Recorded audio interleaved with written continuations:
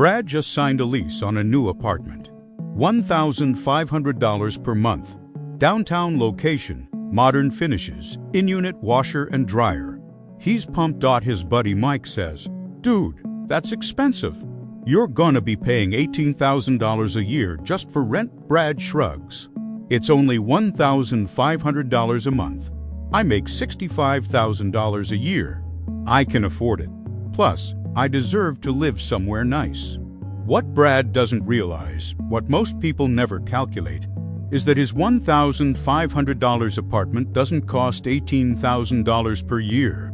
It costs way more than that. And over the next 10 years, that apartment is going to cost him something that will make $18,000 seem like pocket change. I'm Nick, and today we're doing the math that landlords pray you never do. We're calculating the true cost of renting versus the alternative. And I'm warning you right now, this is going to hurt. Hit subscribe, because what you're about to learn could be worth hundreds of thousands of dollars over your lifetime. The decade calculation. Let's start with the obvious math. The calculation everyone knows but doesn't really think about. Brad's apartment, $1,500 per month. Over 1 year, $1,500 12 equals $18,000 over 10 years. $18,000 times 10 equals $180,000. Brad is going to pay $180,000 in rent over the next decade. That's a substantial amount of money. But here's what makes it worse. That $180,000 assumes rent never increases. In reality, rent increases every single year. The national average is about 3 to 5% annually. Let's be conservative and say 3%. Year 1, $18,000. Year 2, $18,540, 3% increase. Year 3, $19,096. Year 4, $19,669. Year 5, $20,259. Year 6, $20,867. Year 7, $21,493. Year 8, $22,138. Year 9, $22,802. Year 10, $23,486. Total rent paid over 10 years with 3% annual increases, $206,350. Brad isn't paying $180,000. He's paying $206,350. And at the end of those 10 years, what does he have to show for it? Nothing. Zero equity, zero ownership, zero return. He paid $206,350 for the privilege of temporary housing. The day his lease ends, all that money is gone, completely evaporated. But wait, it gets worse. Because $206,350 isn't actually the real cost. That's just the surface level. The real cost is what economists call opportunity cost, what you could have done with that money instead. The alternative reality. Let me show you what happens in an alternative universe. Same Brad, same $65,000 salary, but different decision. Instead of renting the $1,500 apartment, Brad decides to buy a modest condo. He finds a decent 2-bedroom condo for $240,000. Not downtown, not brand new, but perfectly livable in a good area with decent schools. He puts down 5%. That's $12,000 he's been saving, so he has it. His mortgage payment at current interest rates, let's say 7% for a 30-year fixed, approximately $1,550 per month. Wait, you're thinking, that's basically the same as rent. Exactly. That's the point. For the same monthly payment, Brad could be building equity instead of burning money. But let's be realistic about the full cost of homeownership. It's not just the mortgage. Mortgage, $1,550 property tax, $200 month, roughly $2,400 year. Varies by location. HOA fees, $150 month. Home insurance, $100 month. Maintenance fund, $100 month for repairs, appliances, etc. Total monthly cost $2,100. That's $600 more than rent. That's real money. Over 10 years, that's an extra $72,000 out of pocket. So total spent on the condo over 10 years, down payment, $12,000 monthly payments, $2,100 120 months equals $252,000 total, $264,000. Meanwhile, Brad the renter spent $206,350. Looks like renting was cheaper, right? Wrong, because we're missing the most important part of the equation. After 10 years of owning, Brad doesn't have nothing. He has something incredibly valuable, equity. Let's calculate how much of that $264,000 actually went toward owning the property versus just interest and expenses. Of the $1,550 mortgage payment, approximately $400 month goes toward principal paying down the actual loan. The rest is interest. Over 10 years, $400 120 months equals $48,000 in principal paid down. Plus, the property itself likely appreciated. Conservative estimate, 3% per year. $240,000 property appreciating at 3% annually for 10 years equals approximately $322,000. Brad's equity after 10 years. Home value, $322,000 remaining mortgage. $192,000, $240,000. $48,000 principal paid equity. $130,000. Brad, the homeowner, spent $264,000 and has $130,000 in equity. Net cost, $134,000. Brad, the renter, spent $206,350 and has $0 in equity. Net cost, $206,350. The difference, $72,350.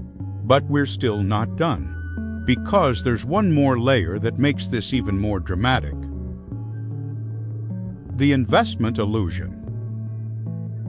But Nick, you're saying Brad the renter was paying $600 less per month. He could invest that difference. Absolutely right. Let's assume Brad is financially disciplined and actually does that. $600 per month invested in an S&P 500 index fund, earning an average 8% annual return over 10 years. After 10 years, approximately $109,000. Okay, so now let's recalculate. Brad the renter spent on rent $206,350 investment account, $109,000 net position, $97,350. Brad the homeowner spent on ownership $264,000 home equity, $130,000 net position, $134,000. Wait a minute. In this scenario, renting actually comes out slightly ahead. Brad the renter is down $97,350 versus Brad the homeowner down $134,000. Renting wins by about $37,000. So renting is the smarter move, right? Not so fast. Because we've made one massive assumption that almost never holds true in real life. We assumed Brad the renter actually invested that $600 difference every single month for 10 straight years. In reality, that almost never happens. Studies show that renters who say they'll invest the difference between rent and mortgage payments actually invest at less than 15% of the time. Why?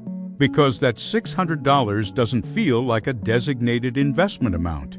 It just blends into their checking account. It gets spent on dinners out, weekend trips, Uber rides, nicer clothes, random Amazon purchases. Meanwhile, Brad the homeowner doesn't have a choice. That $2,100 is gone every month whether he likes it or not. He's forced to build equity. Forced savings beats voluntary savings every single time for most people. The lifestyle inflation trap. Let's talk about what actually happens to Brad the renter over those 10 years, year 1 to 2. He's paying $1,500 a month. He's got $600 extra compared to buying. He tells himself he's investing it. Maybe he does for a few months, then he stops. The money just disappears into general spending. Year 3, rent increases to $1,596. His salary increased too, so it's fine. That $600 buffer is now $500 for dollars, but he's barely noticing because he's spending it on his lifestyle. Year 4, he gets a promotion, makes $72,000 now. Rent is $1,644. He's thinking about upgrading to a nicer place. His current apartment feels a bit dated. Year 5, he moves to a nicer apartment. $1,850 per month now. I can afford it, he tells himself. I got that raise. His buffer compared to ownership is completely gone. He's now spending more than ownership would have cost. Year 6 to 10, rent keeps climbing. $1,906, $1,963, $2,022, $2,083, $2,145. He's now paying more than the $2,100 the mortgage would have cost, but he owns nothing. This is the lifestyle inflation trap. The savings from renting don't actually get saved. They get absorbed into lifestyle creep. Meanwhile, Brad the homeowner is locked into his $2,100 payment. It never increases beyond small changes in property tax and insurance. His mortgage payment is fixed for 30 years. In year 10, Brad the homeowner is still paying essentially $2,100 while Brad the renter is paying $2,145 and climbing. By year 15, Brad the renter is paying $2,487. Month, Brad the homeowner, still roughly $2,100. By year 20, Brad the renter is paying $2,883 month. Brad the homeowner, still roughly $2,100. And in year 30, when Brad the homeowner makes his final mortgage payment, his housing cost drops to just property tax, insurance, and HOA, maybe $450 month total. Brad the renter, he's paying $4,600 month and still owns nothing. This is the math that destroys renters long term. The retirement reality. Let's fast forward to age 65, retirement age. Brad started renting that $1,500 apartment at age 28. He rented his entire life, never bought. Always told himself he was staying flexible and investing the difference. He's now 65. He wants to retire. His rent, after 37 years of 3% annual increases, is now $4,247 per month. That's $50,964 per year. His Social Security, about $2,200 month equals $26,400 year. His 401k and savings, let's be generous and say he saved well. He's got $680,000 total. Using the 4% safe withdrawal rule, he can take out $27,200 year. Total retirement income, $26,400 plus $27,200 equals $53,600 year. His rent alone, $50,964 year. He's got $2,636 left for food, healthcare, utilities, transportation, and everything else. He can't afford to retire. He's got to keep working or drastically downgrade his lifestyle. Move to a cheaper city. Find roommates at age 65. Now let's look at Brad the homeowner. Same age 65. He bought that condo at 28, paid it off at age 58. His housing costs, property tax, insurance, HOA equals roughly $450. Month equals $5,400. Year. Same retirement income, $53,600 year. Housing costs, $5,400 year. Money left over, $48,200 year. Brad the homeowner has $48,200 for living expenses. Brad the renter has $2,636. That's not a typo. That's an $45,564 per year difference in retirement lifestyle.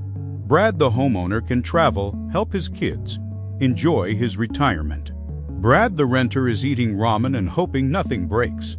This is the real cost of that $1,500 apartment, not $18,000 per year, not even $206,350 over 10 years. The real cost is a retirement you can't afford. The exceptions. Now, before everyone jumps in the comments, let me acknowledge the nuance. Renting isn't always wrong. There are absolutely situations where renting makes sense. You're in your early 20s, figuring out your career. You might need to move for opportunities. Renting makes sense. You're in a wildly expensive market like San Francisco or Manhattan where buying is genuinely not affordable on your salary. Renting makes sense. You're only going to be in a city for 2 to 3 years. The transaction costs of buying and selling make renting the better option. You're not financially stable enough to handle unexpected repairs. You need the predictability of a fixed rent payment. I get it. Renting serves a purpose. But here's what I see constantly. People who should be buying, who could be buying, who are staying in that $1,500 apartment for 10, 15, 20 years because it feels easier. Because they don't want to deal with maintenance. Because they like flexibility. Because they're not ready to commit. And they're destroying their financial future in the process. The wake-up call. If you're 30 years old, making $65,000, planning to stay in your city for the foreseeable future, and you're still renting because it's simpler, you're making one of the most expensive mistakes of your life. That $1,500 apartment isn't costing you $18,000 a year, it's costing you your retirement security. It's costing you financial freedom at 65. It's costing you the option to stop working when your body tells you to. And here's the hardest truth. You won't feel this mistake for 20 years. It's comfortable now. It's easy now. The pain is invisible. But at 55, when your friends who bought are talking about paying off their mortgages, you'll still be getting rent increase notices. At 65, when they're retiring comfortably, you'll be calculating whether you can afford another 10 years of work.